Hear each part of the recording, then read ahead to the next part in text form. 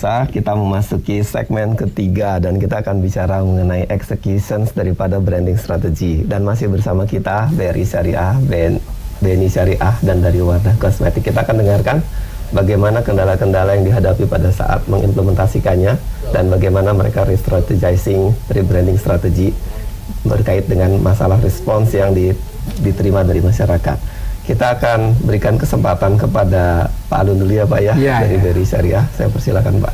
Ya, jadi kita mengimplementasikan sebagai bank modern ini adalah dengan digital banking Pak. Digital banking. Ya, okay. Jadi kita memberikan customer experience dalam bentuk digital banking.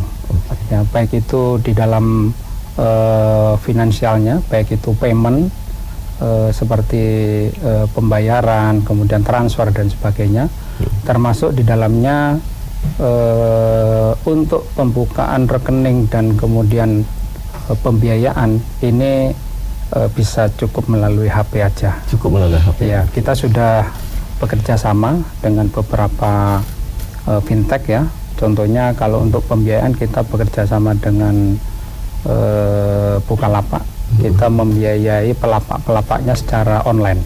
Jadi dalam aplikasinya itu ada Pak? Aplikasi ada. Untuk fitur untuk pinjaman gitu? Ada. Ada. Jadi nanti itu begitu mereka ngisi aplikasi, kemudian diupload masuk ke dalam sistem kita. Nah, kita akan punya SLA hanya 3 hari. Setelah itu kita harus memberikan persetujuan atau tidak gitu. Kalau dari Pak Alun mengenai digital experience ya Pak, ini pengalaman digital ini kan hal baru nih Pak. Kalau di 10 tahun lalu nggak ada pengalaman digital gitu ya. Nah, ini kan pengalaman digital. Apa sih yang Bapak bisa ukur bahwa pengalaman digitalnya itu benar-benar memuaskan gitu? Bagaimana cara Bapak mengukur itu? Ya, jadi segala kebutuhan daripada konsumer itu harus ada di dalam satu aplikasi di HP itu. Segala kebutuhannya gitu. Bisa di-download di App Store Pak atau hanya di Android? Bisa, di App Store juga dua bisa. Platform itu tersedia. Ya, tersedia. Juga nih bisa ngajukan pinjaman lewat handphone ya. Betul. Jadi kayaknya kata kunci dari BRI Syariah digital banking ya. Digital banking.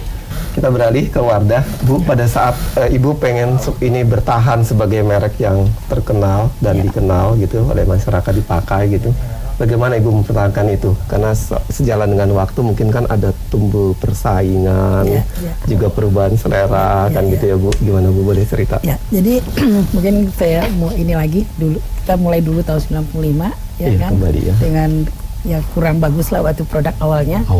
Ya, kemudian kita perbaiki lagi. 2009 kita rebranding. Ya, itu 2009 di Jabar booming. Ya kan? Itu termasuk jadi loncatan lah 10 tahun yang lalu loh Bu. Iya, 10 tahun. Dan kemudian dari 2009 sampai sekarang growth kami itu rata-rata di atas 30%. Wow. Makanya kami sekarang untuk dekoratif market share-nya udah 30%. Jadi dan karena tumbuh. Bagaimana Ibu bisa bertahan 30% selama 5 tahun, 10 tahun atau beberapa tahun ke depan nih? Tentu saja kan ada pergeseran-pergeseran. Sekarang itu market share kami harapkan bukan hanya bertahan, tumbuh terus. Ya. Jadi untuk dekoratif kami udah di 30%, kemudian karena kosmetik itu bermacam-macam kategori ya. Untuk termasuk tadi yang buat kita Bu. Ya, untuk moisturizer tuh kami malah tahun lalu udah mengalahkan multinasional. Itu pertama kali lokal bisa mengalahkan multinasional. Moisturizer itu apa sih Bu kalau buat laki-laki? Lembab. Saya mungkin tidak terlalu lembab. Itu baru pertama kali lokal bisa mengalahkan multinasional. Lokal multinasional contohnya apa Bu kalau moisturizer? Moisturizer kayak ya keluaran Unilever, Pond's itu dah ya. Yang dari luar negeri Bu. Dari luar negeri. Jadi paling tidak mulai bisa. Jadi sekarang itu kami memang bersaingnya dengan brand multinasional. Kalau lokal kami udah lewatin semua. Ya, jadi di sini mungkin Wardah memang halal tapi udah mengalahkan semua brand di. Tapi ada nggak sih Bu hambatan-hambatan atau kendala pada saat executionnya? Kan ini kita lagi bicara di segmen tentang executionnya. Ya, kalau di eksekusi sih sekarang karena tadi seperti Bapak bilang ya, sekarang itu fashion udah masuk di dalam lifestyle ya. Dengan kaum muslim menengah itu kan bertambah banyak ya. Dan mereka jadi akhirnya fashion sama kosmetik itu udah masuk dalam kosmetik halal itu udah masuk dalam lifestyle. Ibu tadi sebut ada fashion, Wardah juga punya produk fashion, Bu? Enggak punya sih. Maksudnya kosmetik dengan fashion itu melekat lah jadi satu, ya, melekat jadi satu. Jadi makanya kita juga sering sponsorin untuk untuk fashion yang keluar negeri segala macam. Hampir semua ya Jakarta Fashion Week, International Fashion Week, Wardah sponsor utama. Tapi ngomong-ngomong, bapak-bapak di studio ini pada pakai produk Wardah nggak Pak? Kalau bapak pasti mungkin jawabnya enggak ya, tapi istrinya Pak masuk nggak? Jadi bukan hanya istri saya, anak saya juga suka. Oh, anaknya suka, Bu. Terkonfirmasi, Bu. Ya, alhamdulillah sekarang kita brand equity-nya ada 5. Atau mungkin udah kompakan tadi sama Junior ya. Baik, Bu, kita beralih ke BNI Syariah. Iya, dari BNI Syariah gimana Pak? Pada saat Bapak execution brand ini, sampai nggak yang tadi Bapak bilang tuh wakaf dari si konsumennya? Betul Pak, kalau tadi contohnya wakaf, mungkin Hasanah Banking Partner tuh kita sekarang akan mempertajam ke generasi milenial Pak. Ke generasi milenial pasti ya. Dan ada satu generasi lagi Pak yang di bawahnya milenial Pak, generasi Y namanya. Umurnya lebih mudaan Pak. Betul, kalau Pak. Saya kakaknya Pak. Kita tahu semua bahwa sekarang smartphone itu menjadi satu-satunya atensi setiap hari semua orang. Kita akan ke sana juga. Mungkin tadi Pak Alun juga sudah menyampaikan, kita mirip juga Pak, kita punya keterbatasan pengembangan outlet, kita juga dibantu oleh BNI Induk untuk office channeling, tapi kita ke depan akan tetap mengembangkan aplikasi.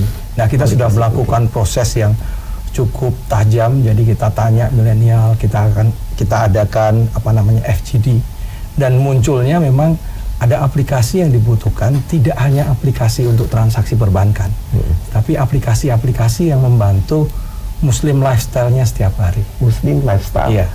Jadi kita sedang membuat aplikasi yang nantinya akan tadi mengatasi kendala itu. Misalnya mengatasi kendala outlet, aplikasi kita akan membuka rekening tanpa outlet Pak. Jadi pakai aplikasi, pakai video banking, kita bisa membuka rekening BNI Syariah. Dan transaksi juga ada di situ. Kembali Pak, kalau pada saat execution kan pasti ada masalah-masalah yang dihadapi ya, tidak mudah begitu saja. Kira-kira apa kendala terbesar Bapak? Jadi memang pengetahuan atau pertama literasi syariah ya. Orang masih beranggapan bahwa bank itu, bank konven sama bank syariah itu sama. Itu pertama hal yang tantangan yang kita harus hadapi. Tapi bagaimana Bapak menjelaskan bedanya? Kenapa Pak? Tadi Bapak bilang ada perbedaan seharusnya antara bank konvensional dengan bank syariah dalam menciptakan brandingnya. Tadi kita dekati dengan pendekatan spiritual Pak. Jadi kita juga mendekati itu. Kita tahu Muslim milenial itu tumbuh luar biasa. Mereka juga menggunakan digital untuk bertransaksi, untuk hidup sehari-hari. Nah, kita mendekatinya dari situ. Kita pastikan bahwa produk-produk kita itu comply atau sesuai dengan keinginan-keinginan dari Muslim milenial. Terima kasih Pak Amirul. Iya. Saya sedikit boleh nyinggung-nyinggung Pak Yusuf ya. Boleh. Kalau mungkin saya nggak akan nanya ke kosmetik Pak tentang banknya sendiri. Gimana Bapak, seoptimal apa Bapak menggunakan jasa perbankan syariah Pak? Saya melihat perkembangan keuangan syariah ini cukup menggembirakan. Meskipun sebenarnya tidak secepat yang saya inginkan, karena kita punya 180 juta penduduk muslim, tapi kontribusi perbankan syariah terhadap perbankan total itu hanya 5%, dan itu pun butuh waktu 30 tahun untuk merealisasikan sampai 5%. Saya ingin tahu sesungguhnya apakah ada research yang benar-benar mendasar dan menjelaskan kira-kira mengapa sih di negara muslim yang mayoritas seperti ini kok kontribusi bank syariah tidak sebesar yang kita inginkan. Produk-produk syariah tidak diburu oleh orang Islam sendiri. Nah, kalau itu bisa dijawab dengan research, mungkin saja menggunakan bank syariah itu akan lebih mudah. Tapi saya khawatir sebenarnya research itu tidak pernah tuntas dilakukan sehingga tidak menyentuh isu yang paling mendasar. Terima kasih Pak Yusuf. Bapak benar nih Pak Ronald, nggak ada researchnya atau risetnya masih belum tuntas seperti Pak Yusuf bilang? Risetnya ada Pak, dan kita juga akan melakukan hal yang seperti itu. Tapi saya punya asumsi sendiri, karena kalau di lembaga penjamin simpanan kan mereka menjamin simpanan itu sampai di bawah 2 miliar. Simpanan ya, jadi berdasarkan data LPS itu sendiri, 99,9% itu rekening itu sudah dijamin. Artinya yang rekening di bawah 2 miliar itu ada 99,9%. Nah, hanya saja yang 99,9% ini hanya memiliki dana 54% dari uang di perbankan. Jadi 45-nya dimiliki oleh 0,1% itu tadi. Nah, kemudian yang 55% itu tadi itu juga bukan berarti milik muslim saja, pasti ada milik korporasi juga kan. Dan muslimnya pun kalau dibagi lagi saya rasa sih mungkin tidak sampai 10%. Nah, ini harus kita tes lagi. Nah, makanya ke depan dalam tahun ini kita akan melakukan market research juga kepada terus kepada para investor dan terutama high net worth gitu. Seperti apa sih yang mereka inginkan sebenarnya? Apakah mereka tertarik ke syariah? Terlepas apapun agamanya, jika iya apa yang seperti apa yang produk seperti apa yang mereka kehendaki, mungkin itu yang kita lakukan. Tapi saya rasa ada juga riset-riset yang lain yang terkait.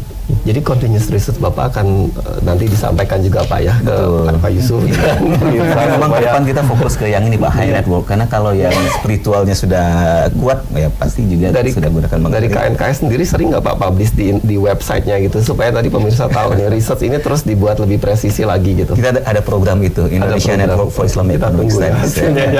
Dari Pak Agung mungkin ada komentar Pak tentang hal ini? Ya, sebetulnya kalau riset sih sudah ada ya Pak ya.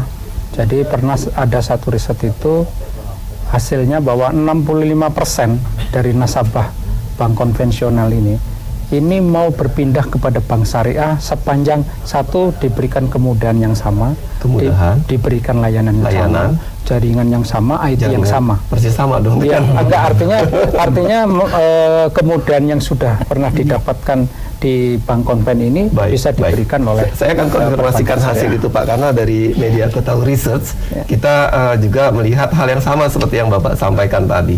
Baik, terima kasih pemirsa tetap bersama kami di Bincang Bisnis dan kita akan akhiri segmen ketiga ini. Kita akan segera memasuki segmen keempat khusus membahas tentang pelaporan keuangan syariah bersama dengan narasumber kami Bapak Yusuf Wibisana. Terima kasih.